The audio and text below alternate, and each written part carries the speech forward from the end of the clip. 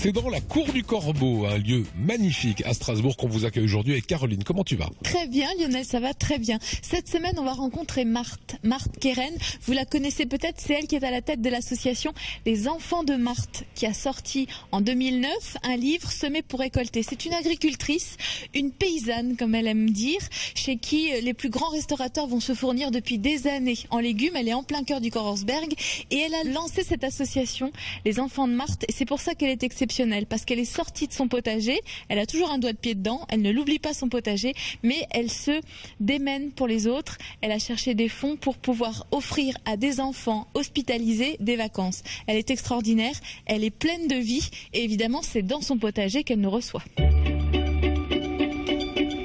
Bonjour Marthe. Bonjour Caroline. Du potager à l'hôpital d'Haute-Pierre, il y a quand même un monde. Parce que toi tu es une femme de la terre. J'ai compris plein de choses justement à travers les légumes.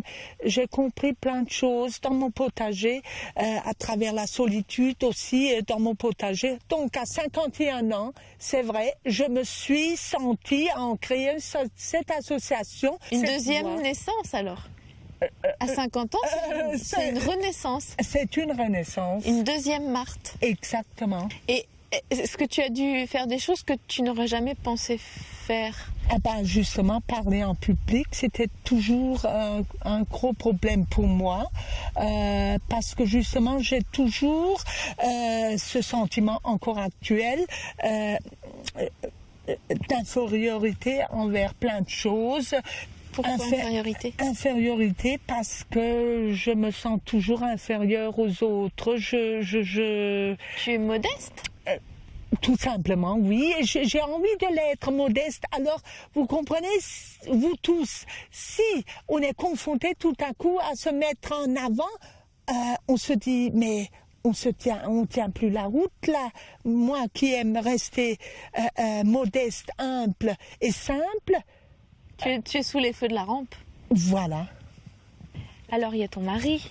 Il faut quand même qu'on parle du mari. Parce qu'en tant que femme, moi j'ai l'impression que tu es une femme de poigne, qui ne se laisse pas marcher sur les pieds. Et pourtant là, tu te reposes sur ton mari. Je me repose toujours sur mon mari, parce que c'est vrai, c'est quelqu'un d'exceptionnel. C'est quelqu'un sur qui je peux me reposer. C'est quelqu'un qui est aussi toute ma vie. Et pourtant, il fait pas le même métier que toi. Il fait pas le même métier que moi, mais c'est lui qui sème. Tout ce qui est dans ce potager, c'est mon mari qui le sème.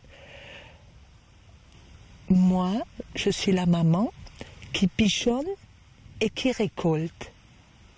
C'est une histoire d'amour, le maraîchage. C'est ça, Caroline, une vraie histoire d'amour, ma chérie.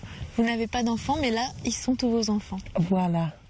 Là, ils sont tous mes enfants, tous nos enfants, je vais dire, tous nos enfants. Ouais, donc c'est un travail d'équipe. Mon mari, il livre tous les matins à Strasbourg les restaurateurs avant d'aller à son travail. C'est une vraie histoire d'amour. Toi, le message que tu aimerais faire passer aujourd'hui, c'est quoi? Ma maman a voulu justement que je fasse des études. Elle voulait jamais que je reste cultiver la terre. Elle me disait toujours, c'est trop dur. J'ai préparé un CAP de comptabilité. Alors, qu'est-ce que c'était dur? Qu'est-ce que c'était dur? C'était pas toi? C'était pas moi. Donc je dis à toute cette jeunesse de ne jamais réaliser le rêve des parents. C'est une grande chance de pouvoir justement aussi travailler avec ses mains. C'est pas des métiers. Toi, tu as l'impression d'avoir réussi ta vie? Oui. J'ai l'impression d'avoir réussi ma vie, aussi bien affective que ma vie au travail, et aussi d'avoir le temps de prendre justement de mon temps pour les autres et avec les autres.